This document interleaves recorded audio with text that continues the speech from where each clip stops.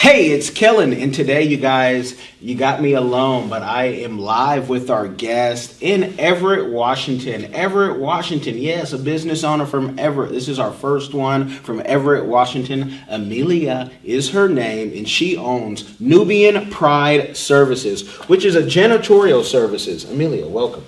Welcome. Thanks for having me. You are welcome. I'm going to get into the Nubian Pride Services, but before I do that, Amelia also is an expert. I'm going to call you an expert in the check cashing game, the payday loan game.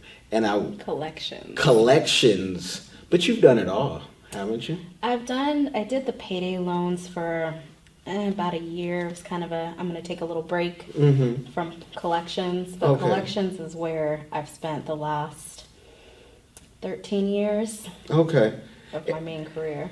And I'm bugging her to start one here, just because the most powerful woman in Washington, I don't know if I should even say her name, but I will. Ali Garrett that's her business, and she is, I say the most powerful because she's always with the governor. She runs the Tabor 100 in Seattle, and she also is, what else? The Weed Czar is what I call her. I don't know what her official title is on that, but she is the lady for that. Nice. And she's made her millions. That's what the newspaper said, right? Because I don't want people to say, oh, Ali has millions? I didn't know. You could have Googled her name. You'd find that out.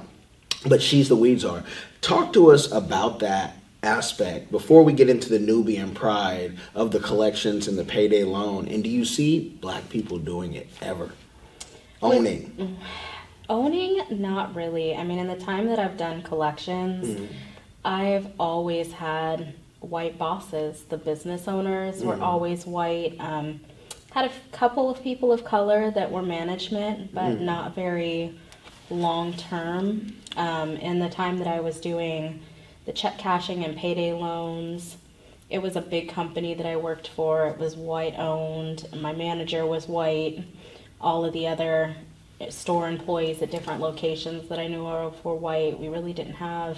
More reason for you to get into it. Yeah. More reason for you to get into it and have, multiple businesses, I think, because I haven't seen it. Besides Ali, I haven't seen it on the West Coast. When you go down south, things are a little bit different. But do you think, I know in the payday loan services, there's anti-laundering, laws. Do you think any of that plays a part of it? I think, honestly, when it comes to payday loans, I have more of a negative view on the way that they're done now, the high interest rate. I can understand from being a business owner, understanding that perspective of, with payday loans, a lot of people don't pay them back, so you need to be able to make your money how you can. But I feel like in a lot of ways, those are really predatory in how that they're set up, because when you're in a position where you have to go out and you have to get a payday loan for whatever reason, your car breaks down, you have a bill that needs to be paid right away, you're already in a position where you don't have the money, you're living paycheck to paycheck, and basically all you're doing is pushing it off until the next paycheck, where you're still going to be in this exact same situation. Preach. Of still living paycheck to paycheck, except for on top of it, now, instead of just having your normal bills and having this emergency that you needed the funds for, now you have this extremely high interest loan that you're going to have to pay back and find ways to, be able to do that. Now, here in Washington, we do have some more recent laws that have made it so that a lot of people can't get them, have as much access to them as they used to. Really? Because it used to be that you could go and you could get as many payday loans. So if, say, the maximum for payday loans is $700, if I needed $1,400, I could go to one payday loan store and get a loan there. I could go to another payday loan store and get a loan there. But then I have the same problem. When it comes payday, now I've got, the general fees on those are like $95 for the $700. So now, on top of having to pay back $1,400, now I've got an extra $200 that I've got to pay back in fees. Yeah. And it's just this vicious cycle that people get into where they would jump from one to the other, or have multiple at the same time just to be able to make it through, because you got the one you got to pay back. Well, next payday I still don't have the money to pay it back, so I'm going to go take out another one to pay back the first one. Robbing Peter to pay Paul all day. That's crazy. I never did that. I know people who did in college, and now one of them owns like a medical clinic, so she's doing all right. So she may be an advocate and say, yeah, payday loans are great, but it's different. You know, it was a struggle to pay it back.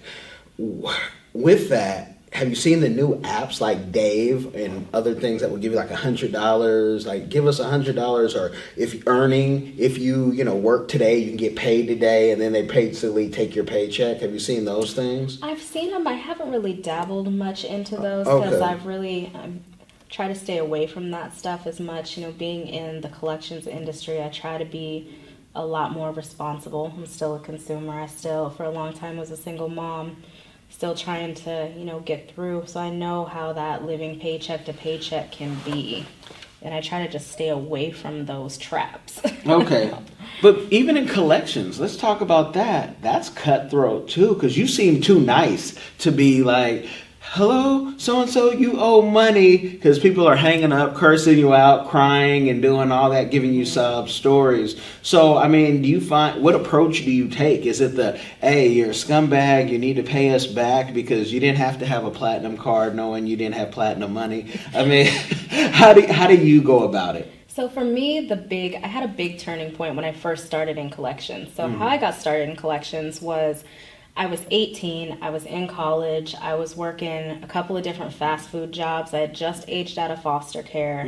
So I was just trying to make it because all of a sudden, I've got to do everything on my own and it's just me. And I wanted an office job, but nobody would give me a shot because I didn't have any office experience. I was a college student. All I'd ever done was flip burgers. Yeah, you were 18?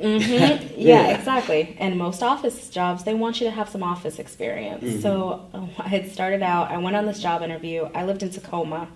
I took the bus all the way to Bothell because being in foster care, I wasn't allowed to get a license. Now that's about an hour and a half on a good day drive or bus ride. It's probably 4 hours. 4 hours on the bus. I want y'all to hear the dedication because there's people who say, oh, I got an hour in traffic. And I feel you because I've done those journeys. 4 hours, is that back and forth or is that one way? Each way. It was 4 hours on the bus. Man. But I went up and I did this job interview, and this lady had said, it was the owner's wife who interviewed me. She said, you know what? I know you don't have any experience, but I got a good feeling about you, so I'm going to give you a shot. And that's where I started. And I went back and forth 4 hours each way on the bus.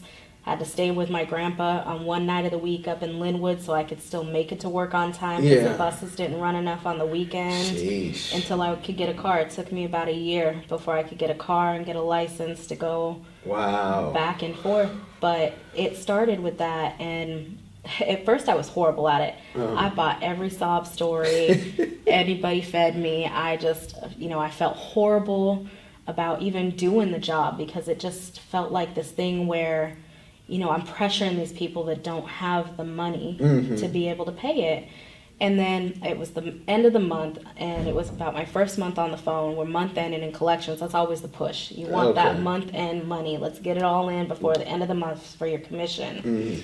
And our VP came out, and he had just listened to my call, and it was this little old lady who had spent 45 minutes on the phone telling me this whole sob story on why she couldn't pay back this credit card that she had. And I just bought it hook, line, and sinker. I took her little $25 payment and, was like, okay, that's fine. I understand you're on Social Security. You have this tough situation. And he came over and he said, you know what? Watch this. And he called her back in a 15-minute phone call. $1,500 balance in full. She just paid it on her credit card. Wow. It changed my whole mindset of there's a difference between people that are in a situation that they can't pay to the people that are in a situation that they just don't want to pay. And then you got a whole other category of people that just don't know how to or don't want to have to adjust their lifestyle to be able to pay. Okay. And I see that a lot more now because the collections I do now is mostly medical accounts and tickets. And we get a lot of people that they just don't know how to adjust their finances and prioritize to be able to pay their bills and see the future in it. Yeah. But I've been at the agency I'm at now, I've been there for 8 years. And so do you have to like tell them like how much money do you get a month, and then like help them like you're like their mother and tell them how to pay this money back quicker so they don't get so much interest and all that? Yeah, because in Washington, the laws here did actually just change, I believe, last month. So it used to be we could garnish somebody's check for 25% of their wages once they were over the exemption amount. So that was what the policy where I work at was that you're going to pay us the 25% or we're going to take the 25%. Either way, we're getting the 25%. But we either can do that without all the court costs and attorney's fees, or you can pay us the 25% and we're tacking on all these court costs and attorney's fees. Yeah. So, I had to help people and work through their budgeting and understand that, look, you're paying this money either way. Why would you want to pay more? You're going to pay this amount of money. Do you want to pay me $1,500 at $500 a month? Yeah. Or do you want to end up paying me $3,000 at $500 I won't pay you nothing. Click. See when I see you. See, those are the ones that end up with lawsuits and garnishments. And that is a regular thing because a lot of people don't know how to just make it work. And sometimes you do.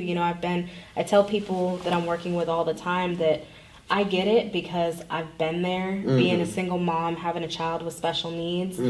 I understand what it's like when you're looking at your bills and you got more bills than you do money. Yeah. So American way. Exactly. And you know what? Sometimes you got to make those sacrifices, and they're hard, especially when, big one's cable. That is one of the biggest bills that I hear people all the time. Well, I can't pay you because I got a $300 Comcast bill. You better cut that cable. Thank you. Yeah. But a lot of people, when you look at it, they don't think to look at other alternatives. You just looking at, well, I can't take the TV away from my kids. That's not fair to my kids. What about the lights? What about the? Maybe I should get into collections. I might. I don't know. They might keep me for a day.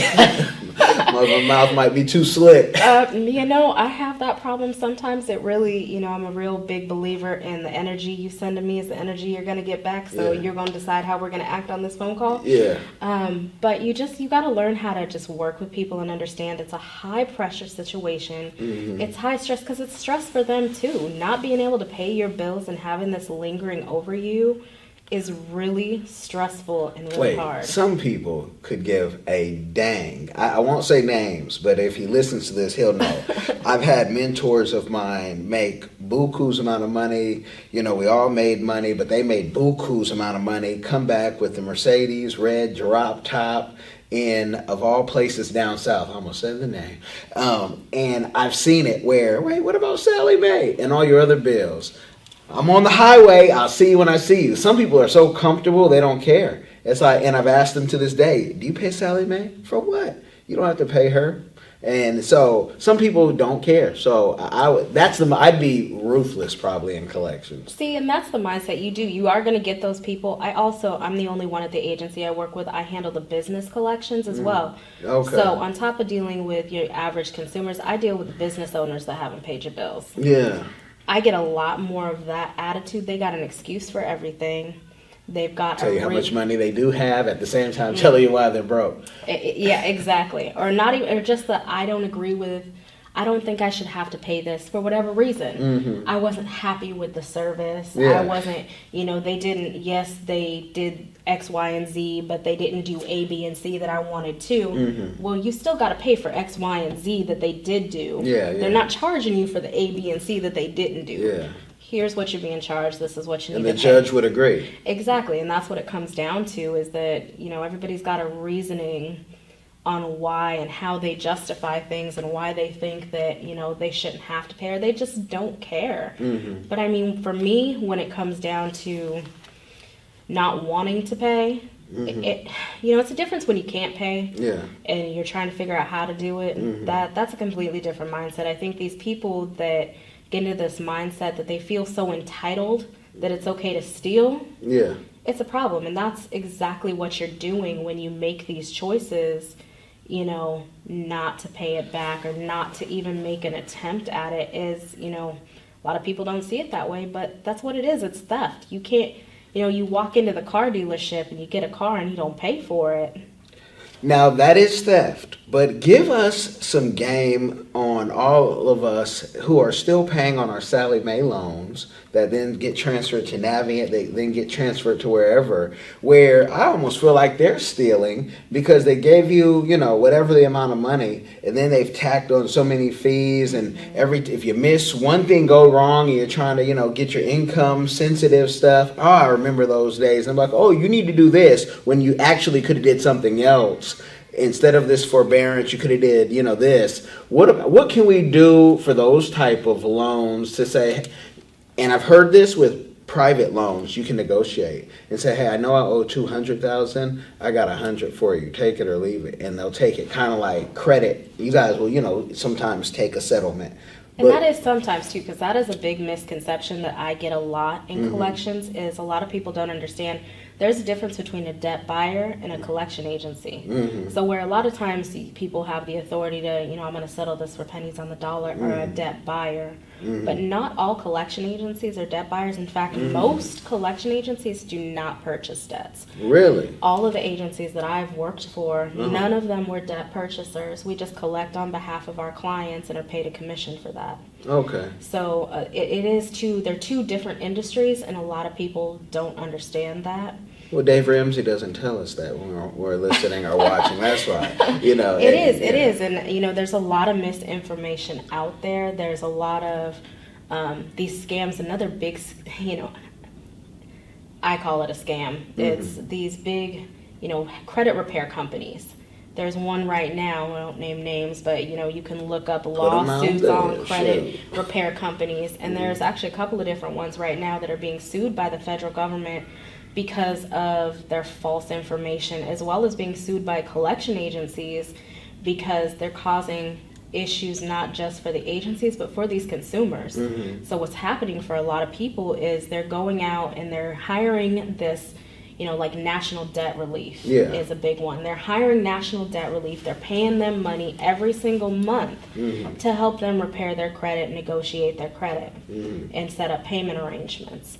So I get people all the time there, well, I'm dealing with national debt relief, you need to call them, they're handling everything.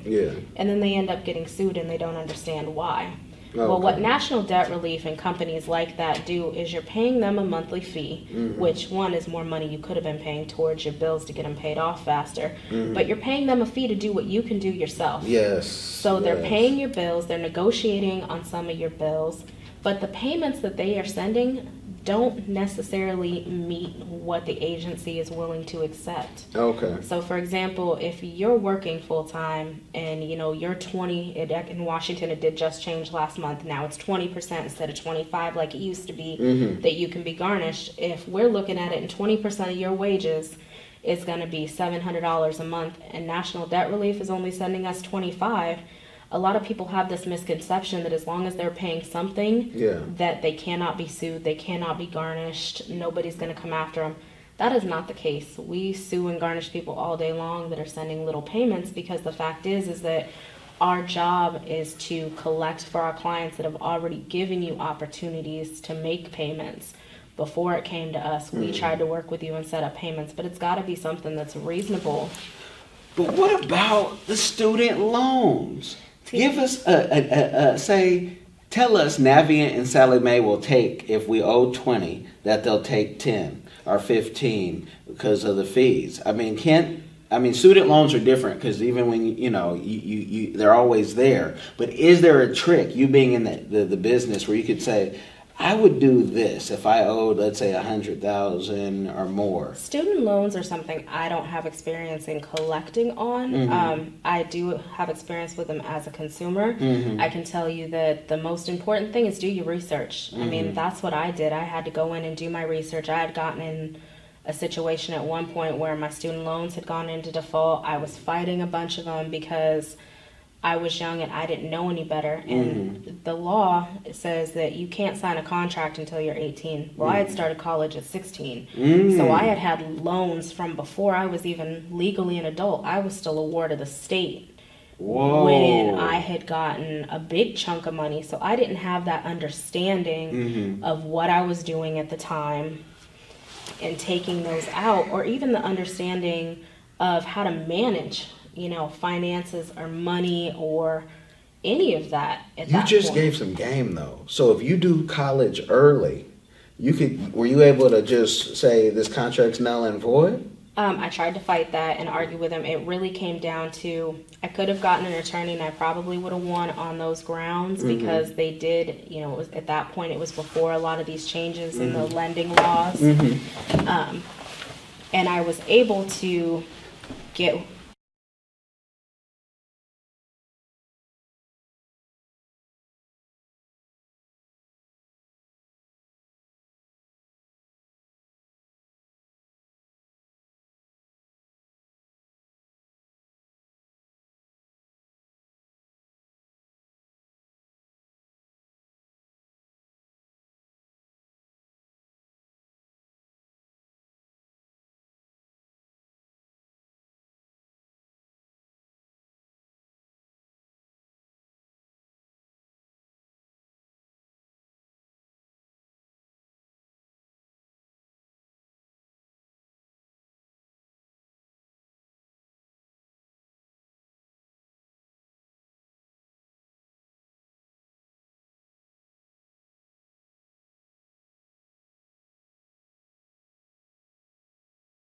And now my payments are only $50 a month. Even though, I work and I own a business, I was able to get my student loans on some low payments that are going to be reasonable. And when you do the income-based repayments, after so many years of paying it, I can't remember if it's 10 or 20 years that you're paying on the income-based, they write off the rest of them. That's what they say. I don't believe them because the first batch of people who got to do they were working in like areas they would not have worked. They started to default on those people and say, "Oh, we don't know. After 10 years of service, I don't trust anything what the government says." But you said something business, and I want to talk about Nubian Pride Services. What does Nubian Pride Services do? Because someone could see that and be like, hold on, what is this? It could be anything. And maybe it's going to be a lot of things, but what is it right now? So right now it's a janitorial company. So I'm doing some subcontracting and going out trying to get new contracts for cleaning businesses. I try to focus mainly on Black-owned businesses because I really feel like as a community we really need to come together more. And so I try to get as many products as I can from Black-owned businesses. I try to have, try to find Black-owned insurance companies.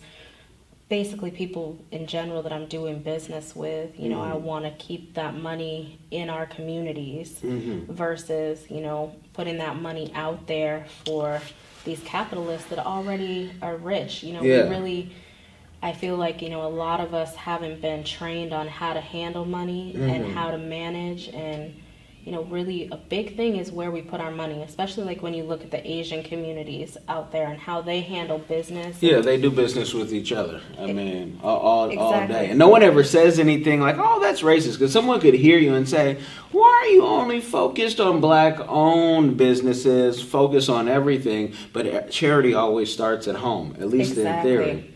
Exactly, and that's it, is that, when you look at all the help that's out there, you see the people that are Caucasian helping themselves. You see the Asians helping themselves. You see the Latinos and Hispanics helping their own. Yeah. And it really has come down to, with everything that we as African Americans have gone through and that generational trauma and that gap in our learning, that we don't really do that. There's been this huge separation in our culture that the family unit isn't the family unit, and we have so much inner fighting among ourselves instead of unity. Yeah.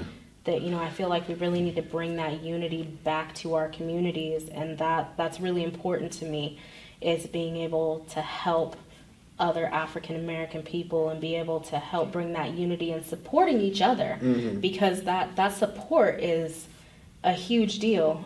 If I give another small business, I purchase a product for them that's $30, that's going to make a difference to them versus, going down to Walmart and giving Walmart that $30. They already got billions. Yeah. Well, you're doing your part, but you have to be hired to stay in business. You have to be contracted out. Everett, Washington, which is maybe 30 minutes, 40 to Seattle for those who may not know. This place is the get out state. That's difficult. And I'm referencing the movie for those who don't know. This place is antisocial on a good day for many folks who are here. They're just in their phones. They love dogs more than people. When you talk about the black community, I mean, they will sell you out, up, down a river and try to lowball you.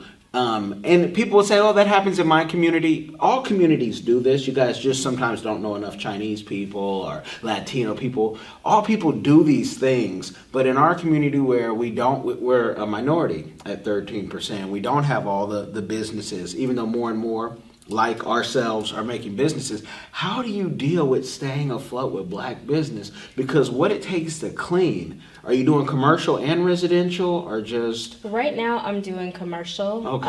And I'm trying to branch out into residential and get a little more time into it because it is still a new startup. I still work my day job part-time and have a lot going on with having my son.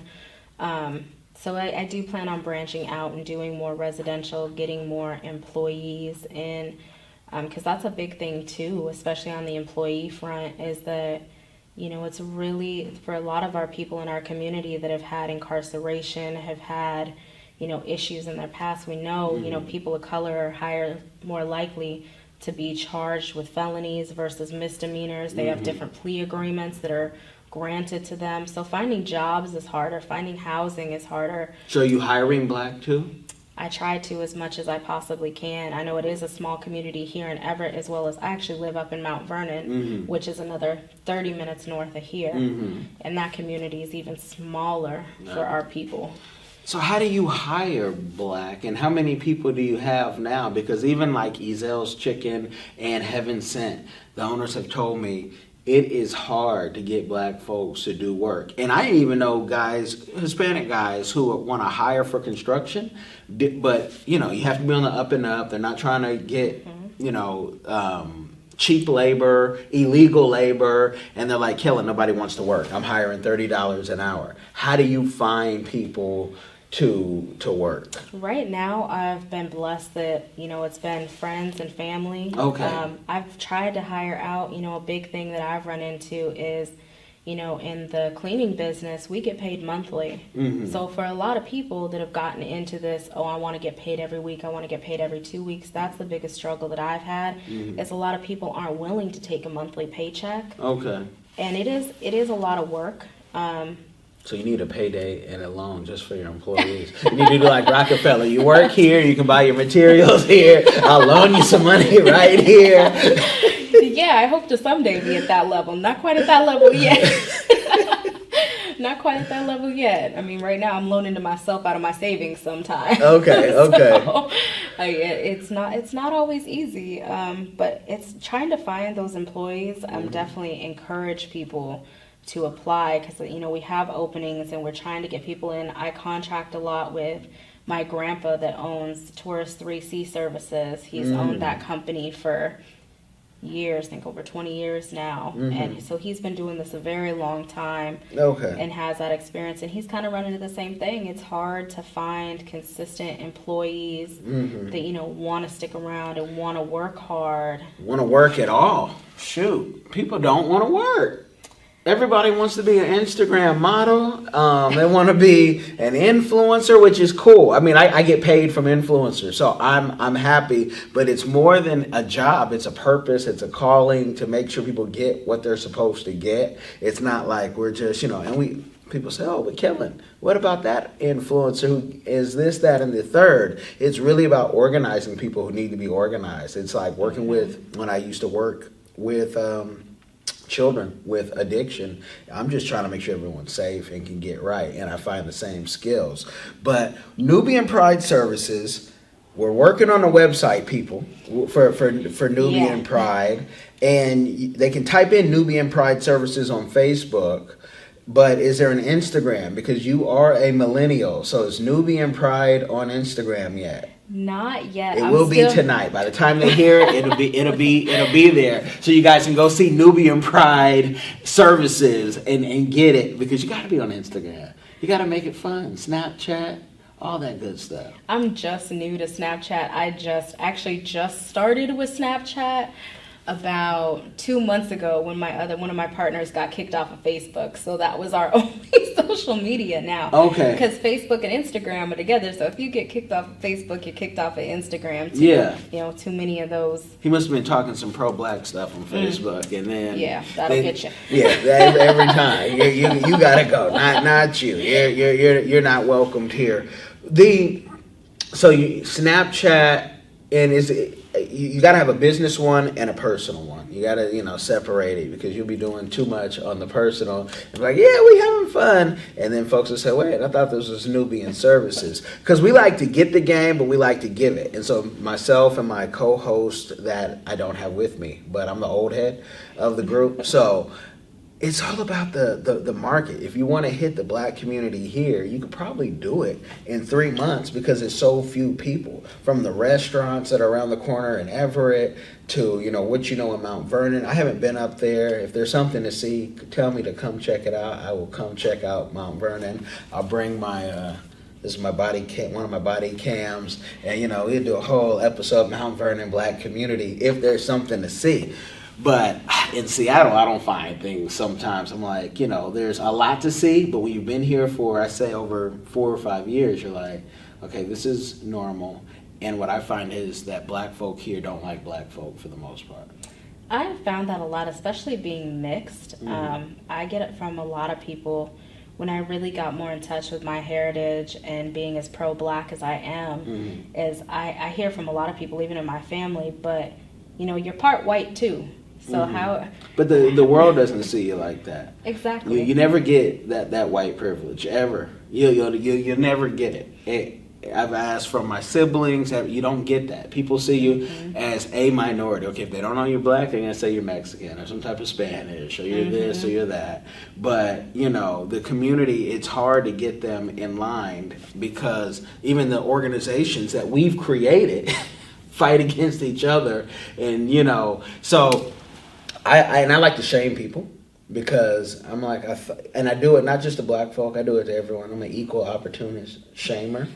But if I'm part of your chamber of commerce and we're not working together and we're not hiring each other, what are we doing part of this organization? Because the Bloods and Crips don't do that. The Mafia doesn't do that. The Norteños and Serranos, hey man, you got a dime bag? Yeah, I'm not going to go get it down the street. I'm going to get it from my brother. So if the criminals can even understand that, why can't business people and folks who say, I love black folk? And then sometimes we're around, since it's such a small community, bad people who don't put anything into our life. They have no good game for us. They can't tell you, go to the SBA if you need money. Go to PTAC, and that's the part that frustrates me. So that's why we do things like this, because I want to make videos, preach and teach and say, yo, there's money available. There's $300,000 over there. What do I got to do to get it? You got to be a member, or you got to go talk to somebody. So Nubian Pride Services does commercial. I got some more things. How big of a commercial setting? If Amazon says, hey, we got a contract right now, can you handle it? That would be a lot for me at this point. However, I do have other people that refer. I have another friend that owns another cleaning service here in Everett as well. Mm-hmm. It's what is it called? G Commercial Cleaning. Well, they got to contact you to find it anyway. Because he does. So he's been a good friend of mine.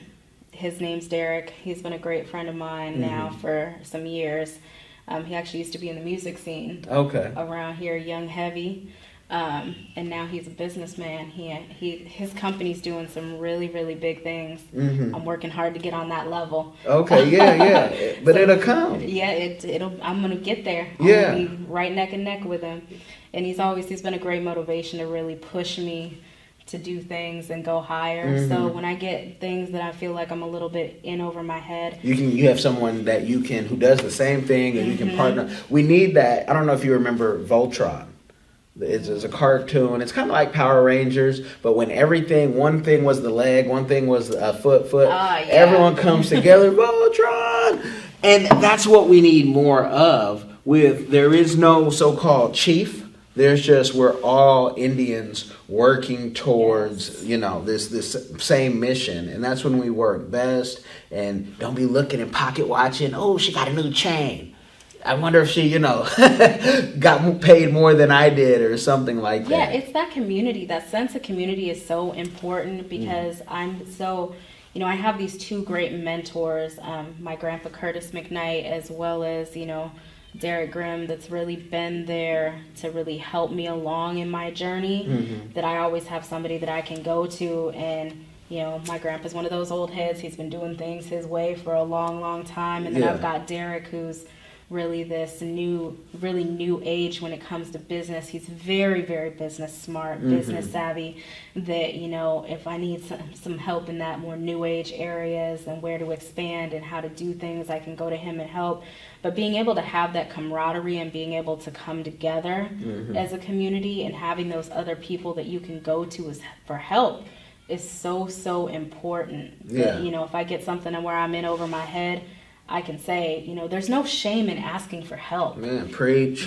So many people get into this mindset that, I got to do it all myself. Yeah. But it is so, so important. I cannot stress enough that, that old African saying, it takes a village. Yeah. It really does. And it's the same thing in business. It really takes a village to help move you along and help and have that support system. Because even if it's for nothing more than just to say, what, I had a hard day today and I am just stressed out, I can call them, and either one of them, and get those words of encouragement. And it goes, the same way. At any time that they need words of encouragement, they can call me, and I'm right there to help and walk them through too. So we are going to say you can handle Amazon, even if it's a subcontract. Someone else can prime it. You can be the subcontractor. I know I'm going to reiterate some things in a text to you, whether it's PTAC, the SBA. Out here in Everett, it's called the Economic Alliance Center, where, if you were looking for commercial work, they know every business owner, because every business owner comes to them for some type of help down the way, whether they make $100,000, make $1, or make, $10 million. Most people go through the Economic Alliance because there's people with money connect with people in the governments and whatnot. And all these folks intermingle, and everyone's on the same list. And you say, oh, this is the party. Once a year, the hockey stadium out in Everett, folks will get together. You buy a $25 ticket. You're sitting in the booth, the box. They got the catered food. And most people have never seen that life. Some guys just do it once a year, like me here. I go once a year because I like the hockey on the glass. But the booth isn't like, it's like, okay, we're going to party here. Everyone's drinking their wine, and you get to meet and talk with people. Same thing with the baseball team out here, even though it's not a professional team. Now, you do professional team. Tabor does that, where they get together in the box when it's not a game day, and they have their annual event. But Tabor is one of those things. Some people love it, some people hate it, like every organization. But I like Tabor for at least you can be around certain people that do what you do. And that's important. Networking is so important, and having that community. You got to build your community. You got to build your village around you to be successful. I mean, you need it from so many levels, because you're going to have in business, you're going to have those business to business transactions. You're going to have those business to consumer transactions. You're going to have those business to employee transactions. Really having that network is going to give you so much more strength and resilience. Yes. Most new businesses flunk out in the first 5 years. Yes. And a lot of that, from what I've seen from people who have started businesses and have failed, and have started businesses and have been highly successful, is the difference between the two that I have seen is having that networking. is important, and having that support system. And listening to that support system. Yes, that is so important. I've got to say, being a Taurus, I'm a little stubborn and hard-headed some years. That listening and taking advice part, it has been a little bit of a struggle. But I know for those that do give advice, and you have that hard-headed person in your circle that you feel like just isn't listening to anything that you say, it's going to come back. Yeah. It's going to, even if what you're saying isn't resonating with them right now, I can tell you from firsthand experience, when they are in the trenches and they are taking grenades, what you told them is going to be right in the back of their mind, and that's what they're going to go to. I'm glad you said that, because I spend my days doing that, and I have our scope of work when people hire us and they look at it and say, Kellen, I guess the way I look, people don't think we charge what we charge. They're like, this is expensive. I'm like, oh, you thought I was Walmart. No, I'm Saks. I've done this for over a decade, and I've thank God, been great at what I do, because I'm really passionate. I'm the nosiest billboard you ever know. I picture a billboard just walking into stuff, and you're gonna see it. And so my clients, you're gonna be seen. You're gonna get this progress, and you're not gonna be famous tomorrow off of it unless you do something that's just crazy off the hook. I'm not against that either, but people don't listen. And so I have guys, young guys. I love young males, because there's not really a way for them to get in, if they don't do it themselves. No one's just going to marry you because you're a male. So I know, and ugly guys, I tell them, ugly men rule the world. I say, check this out. Let me show you how it's done, because you ain't got nothing to lose. But the fact that when these young men call me, I want to be a rapper, or I want to do this or that, or even the women, I want to be an Instagram model, but you don't want to put the work in. You don't want to stay up all night, go to bed, get 2 hours of sleep, maybe an hour, and really do it. And so I always feel like I'm wasting my time. So I have another hotline where people can book time, because I said I can't do any more free, because it'll make me pull out this beautiful hair that I have. And I'm not trying to do that. So I'm glad that you said at some point the things people have told you, even though you didn't maybe act on it then, later on it still struck in your head. Because I'm always thinking, what happens when we die? And then what? I don't have time to waste. It's still there. I gotta say, one of my foster moms, Linda, she, I lived with her from the time I was 16 till I was 18. Mm-hmm. And, she was the first person to really, she always came for me, no matter what horrible situation I managed to get myself into. Uh-huh. She was always there, and she never gave up on me. And she used to say, when I turned 18 and aged out, as I got older, mm-hmm. I was always the one that whenever she would get that stubborn foster kid mm-hmm. that, just didn't want to listen and was acting like I did when I was at her house, she would always call me and just be like, she would rope you in with that, hey, we're having a family dinner. Can you come on in? And, here, by the way, here's so-and-so. They're just like you were. Yeah. You want to sit down and have a little conversation with them? Yeah. And, there were so many things that she told me mm-hmm. that I was so stubborn, and I didn't want to listen to a word of it. And I thought she was just old and full of it. And she had died last year. Mm. And, it's still... every day, there's something that she told me that's in the back of my head. Wow. Every single day. And as I get older, I would say a lot of the things that she spent telling me mm-hmm. from 16 to 20, mm-hmm.